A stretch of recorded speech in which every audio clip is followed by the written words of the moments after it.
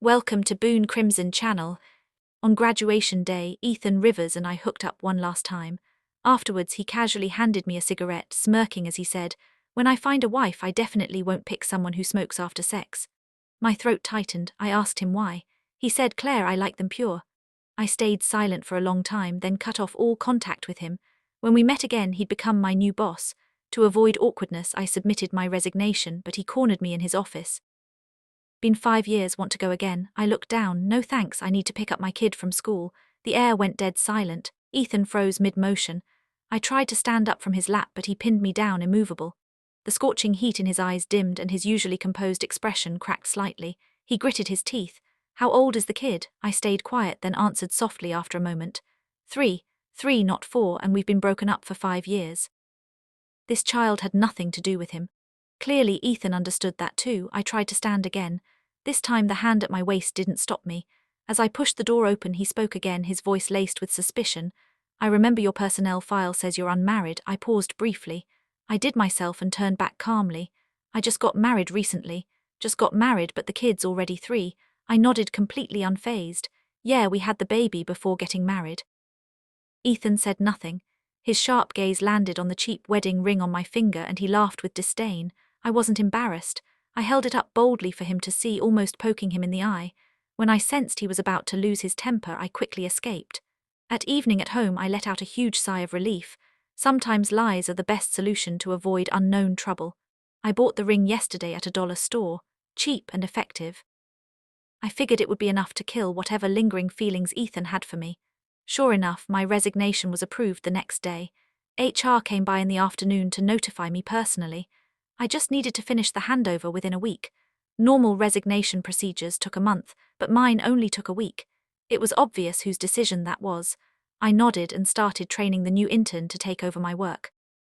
The new intern was sweet and enthusiastic, at least while I was training her. She never paid for her own breakfast or afternoon tea. That evening, near quitting time, Violet suddenly spoke up sheepishly. "Claire, can I leave a bit early tonight? My boyfriend's taking me to dinner." I hesitated, not because I couldn't let her go, but because I also needed to leave early to pick up my daughter. Seeing my silence, she got anxious, clasping her hands together and apologizing profusely. I laughed helplessly and agreed, "It's fine, go ahead." She thanked me excitedly and started packing up. "My boyfriend's coming down soon." I was surprised. "He works here too." Violet looked mysterious. "Not exactly." "He's..." Before she could finish, a deep magnetic voice interrupted. "Ready to go." My body stiffened for a moment. If I'd never heard that voice before, I might have looked up out of curiosity.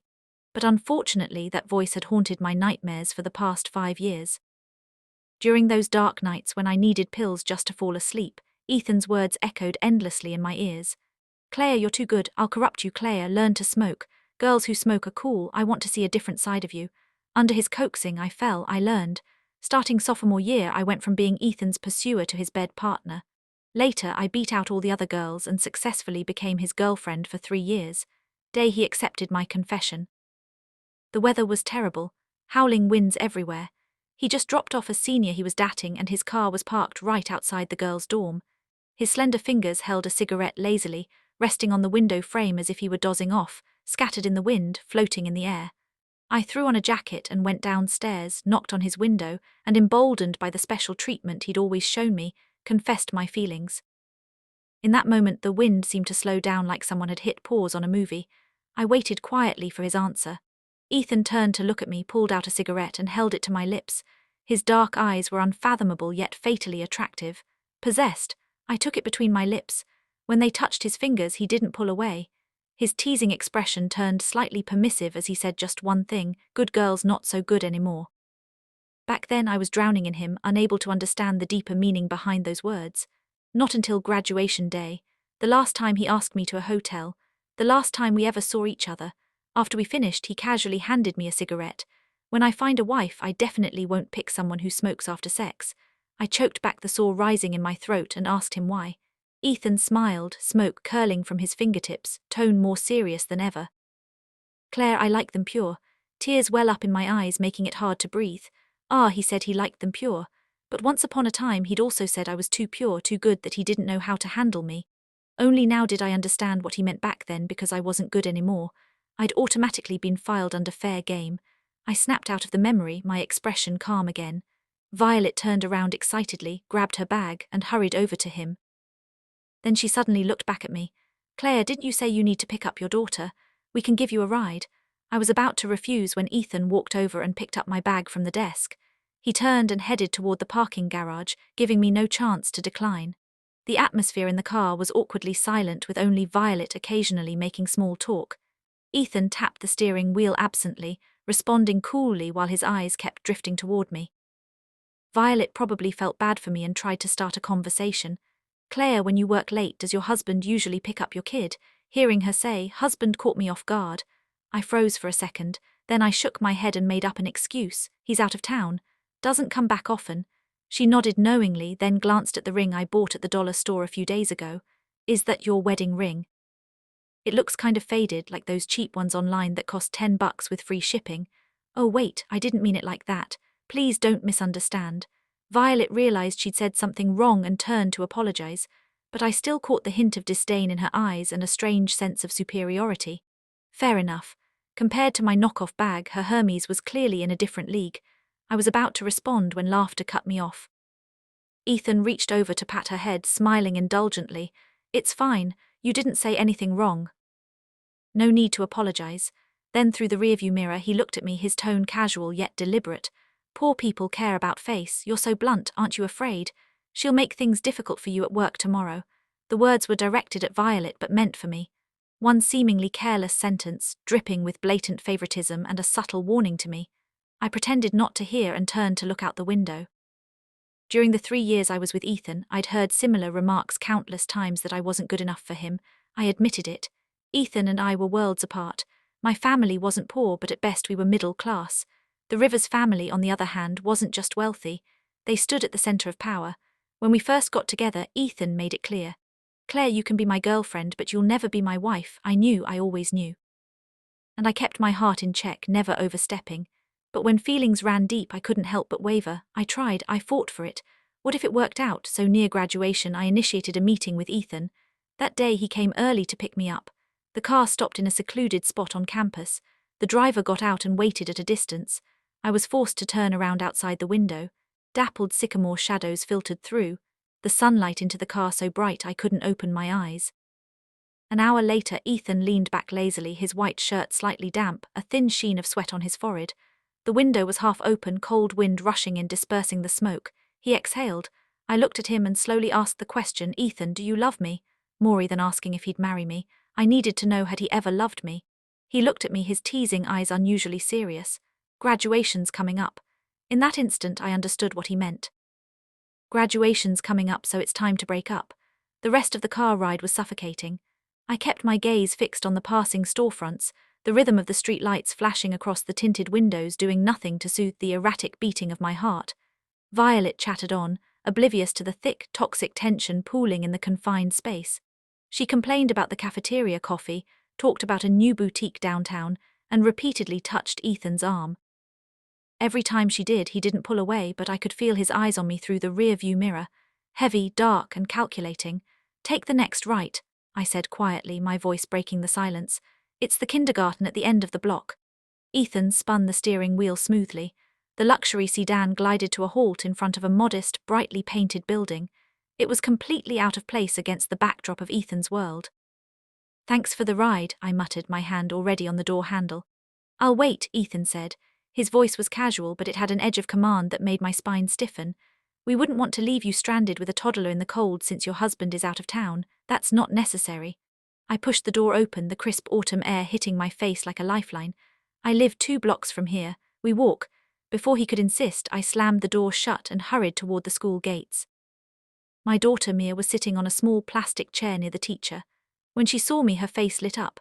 She had my nose, my soft chin, but her eyes, those sharp, fathomless dark eyes, belonged entirely to the man sitting in the Bentley 20 yards away. Mommy. She barreled into my legs. I scooped her up, burying my face in her soft hair, breathing in the scent of baby shampoo and crayons. For a second, the terror of the past hour melted away. Hey baby, did you have a good day?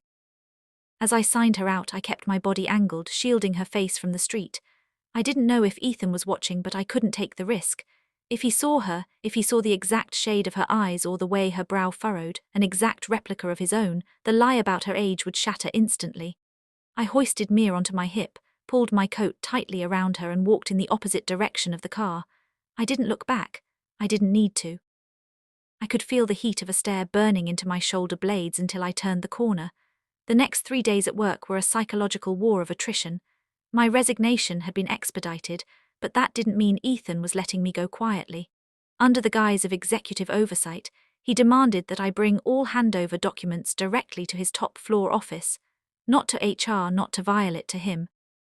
On Thursday afternoon, I stood in front of his mahogany desk, a stack of files in my arms.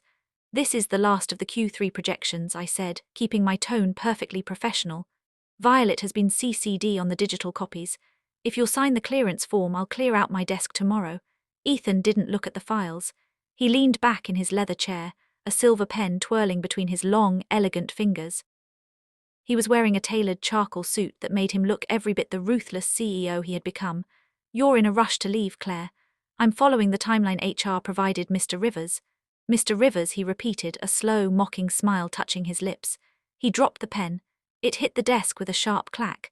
"You used to call me Ethan when you were begging me not to stop." My breath hitched, but I dug my nails into my palms, using the pain to anchor myself. "If there are no questions regarding the files, I'll be going." "There's a question," he said. He stood up, slowly walking around the desk. My instinct was to step back, but I forced myself to stand perfectly still. He stopped mere inches from me. The scent of cedar and mint, a smell that used to mean safety and then meant heartbreak, enveloped me. "I had HR update your insurance file for the exit process." Ethan murmured, his gaze dropping to the cheap, tarnished ring on my left hand. "Oddly enough, there's no spouse listed. And your daughter, her birth date makes her 4 years and 2 months old, not 3.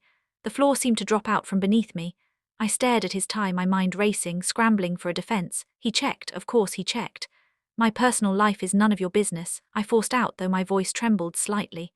"It became my business when you lied to my face," Ethan said, his voice dropping to a dangerous whisper. He reached out, his thumb lightly brushing the fake ring on my finger. The contrast between his warm skin and the cold, cheap metal made me flinch. "For years and 2 months, Claire. We broke up exactly 5 years ago. I dated someone immediately after you." I lied flawlessly, looking him dead in the eye. "I was heartbroken. I rebounded. I got pregnant. He left. End of story." Ethan's jaw tightened, the muscle in his cheek feathered. For a second, I saw something raw and violent flash in his eyes, but it was quickly swallowed by his usual icy demeanor. "A rebound," he said coldly. "So you weren't so pure after all." The word "peer" struck me like a physical blow. The memory of graduation day, the smoke, his smirk, the casual cruelty of his dismissal came rushing back. "No," I smiled, though it didn't reach my eyes. "I wasn't. And thank God for that, because they kept me far away from you. Please sign the paper, Ethan." He stared at me for a long, agonizing moment. Then, without a word, he snatched the paper from my hand, scrolled his signature violently across the bottom and shoved it back. "Get out." I turned and walked away, my legs feeling like lead. I had survived. Friday was my last day, but the company's annual charity gala was Friday night. As a department head, my attendance had been mandatory, and HR informed me that my final paycheck would be withheld if I breached the contract terms before midnight. It was a petty bureaucratic trap. Ethan's trap. I arrived at the hotel ballroom wearing a simple, conservative black dress I had bought years ago. I planned to stay in the shadows, sip a glass of sparkling water, and leave the second the clock struck 9. But Ethan had other plans. He arrived an hour in with Violet on his arm. She wore a stunning backless crimson gown that screamed old money. They looked like a magazine cover. I felt a familiar, pathetic ache in my chest, but I quickly drowned it in a sip of my water. I had Mia. I didn't need this. I didn't need him. Around 8:30, I slipped out to the terrace to get some fresh air. The city lights glittered below, cold and distant. I pulled out my phone to check the Nanny Cam app. Mia was fast asleep in her bed, clutching her stuffed rabbit. A genuine smile touched my lips. "She looks like you," I gasped, spinning around, dropping my phone in the process. Ethan caught it midair. He stood in the shadows of the terrace, a lit cigarette between his fingers. The glowing red ember illuminated the sharp planes of his face. He looked down at the phone screen. The paused video showed me a sleeping face. "Give that back," I said, my voice shaking with sudden blinding panic. I reached for it, but he held it out of reach, his eyes fixed on the screen. "She has my eyes, Claire." His voice wasn't mocking anymore. It was hollow, stripped bare. "She has dark eyes, Ethan.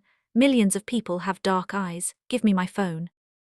He slowly lowered his arm, stepping into the moonlight. The arrogant, composed CEO was gone. He looked unhinged. I hired a private investigator on Wednesday, Ethan said, his voice terrifyingly calm. I wanted to know who the rebound was. I wanted to know what kind of man touched you, left you, and made you buy a dollar store ring to protect yourself. My blood ran cold. He couldn't find a husband, Ethan continued, taking a step toward me. He couldn't find a boyfriend, but he did find medical records from Memorial Hospital. He found a birth certificate. Father unknown, blood type AB negative. Ethan paused, his breathing ragged. My blood type. Stop, I whispered, backing up against the stone balustrade. You were pregnant on graduation day, Ethan said, his voice breaking. When we were in the car when I told you, he stopped, swallowing hard as if the memory was physically choking him. You were carrying my child. She is my child. I snapped, the years of suppressed rage finally boiling over. Mine, not yours, I am her father. You gave up the right to be a father the day you handed me a cigarette and told me I was too dirty to marry. I screamed, the tears I had held back for 5 years finally spilling over. You liked them pure, remember? You corrupted me for fun and then you threw me away because I wasn't a pristine little doll anymore. What did you expect me to do, Ethan? Tell you I was pregnant? So you could what, buy me a check, force me into an abortion to protect the Rivers family reputation? Ethan looked as if I had shot him. The cigarette slipped from his fingers, falling to the stone floor, smouldering out. Claire, he whispered, reaching out with a trembling hand. Don't touch me. I slapped his hand away. I spent nights crying until I threw up. I worked 3 jobs while pregnant so I wouldn't have to crawl back to your family. I built a life for her. I am her mother and her father is dead to us. Do you understand? You don't get to walk in 5 years later because your pride is hurt. I snatched my phone from his limp hand. He didn't fight me. He just stood there staring at me with a look of absolute shattering devastation. I resign, I whispered. Don't ever come near us again. I spent the weekend terrified. I expected a team of high-powered lawyers to show up at my tiny apartment with custody papers. I knew how the Rivers family operated. If Ethan wanted Mia, he had the money and power to drag me through court until I was destitute. But Monday came and went. Then Tuesday, a week passed. Nothing happened. My final paycheck was deposited along with a massive severance package that I hadn't negotiated. I immediately called the bank to reject the severance, but they told me it was an irrevocable corporate transfer. 2 weeks later, I got a new job at a smaller marketing firm. It paid less, but the environment was warm and the hours were flexible. I started to breathe again. I started to believe that maybe, just maybe, my outburst on the terrace had been enough to shame Ethan into staying away. Then on a rainy Tuesday, I saw the news on a screen in a coffee shop. Ethan Rivers steps down as CEO of Rivers Global. Cites personal reasons. I stared at the ticker at the bottom of the screen, my coffee turning cold in my hands. Beside the headline was a picture of him looking gaunt and exhausted. There was also a minor tabloid blurb mentioning his very public abrupt split from socialite Violet Vance. I shook my head, forcing myself to look away. It doesn't matter. I told myself it's just rich people drama. But that evening when I went to pick Mia up from kindergarten, I saw him. He wasn't in the Bentley. He wasn't in a tailored suit. Ethan was standing across the street, leaning against a brick wall, wearing a simple black raincoat. He was soaked, his hair plastered to his forehead. He wasn't approaching the school. He was just watching. When I walked out with Mia, his eyes locked onto us. He didn't move forward. He just stood there in the pouring rain, looking at the little girl holding my hand. I gripped Mia's hand tighter, opened my umbrella and walked briskly toward our apartment. I didn't acknowledge him. But the next day he was there again. And the day after that he never crossed the street. He never tried to talk to us. He just stood like a silent sentinel watching us walk home. It was haunting. The arrogance was completely stripped away, leaving only a ghost of the man I used to know. This silent routine continued for a month. Winter set in, bringing biting winds and snow. One afternoon, a freak blizzard hit the city early. The schools dismissed the kids at noon. I left work early, rushing to the kindergarten. The snow already up to my ankles. The buses were halted and taxis were nowhere to be found. When I got to the school, Mia was shivering despite her heavy coat. "Mommy, my toes are cold," she whimpered as we stepped out into the howling wind. I picked her up, wrapping my scarf around her face. It was a 20-minute walk home in good weather. In this it would take 40 and the temperature was dropping rapidly. Suddenly, a black SUV pulled up onto the curb right beside us. The passenger door opened and Ethan stepped out. He wasn't wearing a coat, just a thick sweater. The snow immediately began clinging to him. "Get in," he yelled over the wind. "No," I shouted back, holding Mia tighter. "Claire, stop it." His voice cracked, desperate and raw. Look at her. She's freezing. I'm not trying to take her. I'm not trying to fight you. Just let me drive you home so she doesn't get sick. Please, please, Claire. I looked down at Mia, who was burying her face in my neck, shaking. My pride wasn't worth my daughter's health. I swallowed my bile and climbed into the back seat. Ethan shut the door behind us, climbed into the driver's seat and turned the heat up to the maximum. The ride was dead silent, except for the hum of the heater and Mia's soft breathing as she thought out. In the rearview mirror, I caught Ethan looking at her. There was a profound, agonizing tenderness in his eyes, a look I had never ever seen on Ethan Rivers' face. When he parked outside my dilapidated apartment building, I unbuckled Mia. Thank you for the ride, I said stiffly. Claire, wait. Ethan turned around in his seat. He looked wrecked. The dark circles under his eyes were deep and he looked like he hadn't slept in weeks. Can I just know her name? My hand hovered over the door handle. I owed him nothing. But looking at the broken man in front of me, some small pathetic piece of my heart fractured. Her name is Mia, I said softly. Mia, he breathed, testing the syllables on his tongue like a prayer. A single tear slipped down his cheek, disappearing into his jawline. She's beautiful. She looks just like you. She looks like you. I corrected quietly before I could stop myself. Ethan squeezed his eyes shut, his hands gripping the steering wheel until his knuckles turned white. I stepped down, he said, his voice trembling. I gave the company to my brother. I moved out of the estate. I'm going to therapy. I paused. Why are you telling me this? Because you were right. He opened his eyes, looking at me with a vulnerability that terrified me. Everything you said on that terrace was right. I was a monster. I was arrogant and cruel. And I destroyed the only good thing that ever happened to me because I was raised to think I was better than everyone else. I told you I like them pure, but my God, Claire, I was the rotting, toxic thing, not you. You were the light and I snuffed it out.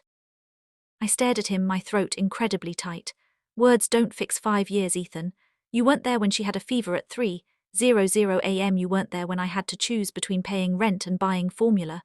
I know, he choked out, sobbing now, the untouchable air, crying like a child. I know, and I will spend the rest of my life hatting myself for it. I don't expect you to forgive me. I don't expect you to take me back, but please let me pay for her schooling. Let me set up a trust. You don't ever have to see me. Just let me take care of you both from a distance. I looked at him for a long time. The anger that had sustained me for 5 years suddenly felt incredibly heavy. I don't want your family's money, Ethan. It's not my family's, it's mine. I earned it. Please, Claire. I opened the door, stepping out into the snow with Mia in my arms. I looked back at him. She likes strawberries, I said quietly. And picture books about space. Ethan froze. I'm not forgiving you, I warned, my voice shaking, and we are not getting back together. But if you want to drop off some books at the front desk on weekends, you can. Ethan's face crumbled into a look of such profound, overwhelming gratitude that I had to look away. Thank you, he wept. Thank you, Claire. He didn't push. True to his word, Ethan stayed at a distance. Every Friday, a small package would be left with my building superintendent, never anything ostentatious. No diamonds, no designer clothes, just thoughtful things. A beautifully illustrated encyclopedia of the solar system, a punnet of organic strawberries, a small handmade wooden puzzle. He was learning. He was paying attention to what I had said. Months passed. Spring arrived, melting the snow. One Saturday I took Mia to the park. She was running ahead, chasing a butterfly when she tripped and scraped her knee. Before I could even reach her, a man in a simple denim jacket was there, kneeling in the grass. It was Ethan. He didn't touch her. He just knelt there, his hands hovering defensively, looking panicked as she cried. I jogged over, pulling bandages from my purse. I've got it, I said. I cleaned the scrape and put a colourful bandage on it. Mia sniffled, looking at the strange man who was staring at her with wide, wet eyes. Are you Mommy's friend? Mia asked, tilting her head. Ethan looked at me terrified. He was giving me the choice. He would accept whatever narrative I gave her. I took a deep breath. 5 years of bitterness. A year of his silent, consistent penance, the therapy, the changed man kneeling in the dirt, wearing a jacket from a thrift store, having given up his empire just to be a decent human being. Yes, I said softly. He's a very old friend. Ethan let out a breath that sounded like a sob. Do you want to build a sand castle? Mia asked him, pointing to the sandbox. Ethan looked at me again, silently asking permission. I gave a single, slow nod. For the next 2 hours I sat on the bench and watched Ethan Rivers, the man who once demanded purity, the man who used to smell of expensive smoke and cold arrogance, sit in the damp sand, ruining his jeans, laughing as a 4-year-old ordered him to dig a moat. He looked over at me, his face smeared with dirt, a genuine, blinding smile on his face. Later that evening, as he walked us back to our apartment, the air was warm and smelled of blooming jasmine. Mia was asleep on his shoulder. He carried her with an ease and care that broke my heart all over again, but in a different way. I used to smoke a pack a day, he whispered into the quiet night, seemingly out of nowhere. I looked at him. I quit, he said, meeting my eyes. The night of the gala, I haven't touched one since. Every time I looked at a cigarette, I remembered what I did to you, what I forced you to be. I don't want to be that man anymore, Claire. I just want to be someone worthy of standing next to you. We reached the steps of my building. He gently transferred Mia into my arms, kissing her forehead softly before stepping back. Good night, Claire, he said. He started to walk away. I watched his back. I thought about the boy in college who handed me a cigarette. I thought about the cruel boss who mocked my fake ring. And then I thought about the man who sat in the snow and the man who dug in the sand. Ethan, I called out. He stopped, turning around. She has a ballet recital next Sunday, I said, my heart pounding in my ears. Parents, get 2 tickets. If you want the other one, you can come up for a cup of tea and I'll give it to you. Ethan stood completely still for a moment. Then slowly the distance between us closed. He didn't rush. He walked up the steps, his eyes locked onto mine, filled with a quiet, burning hope that eclipsed the shadows of our past. I would love a cup of tea, he said softly. I turned and unlocked the door, stepping inside. For the first time in 5 years, I didn't lock it behind me. I left it open, and together we walked into the home together. If you like the story, don't forget to like it, share it, and subscribe to my channel. See you next time.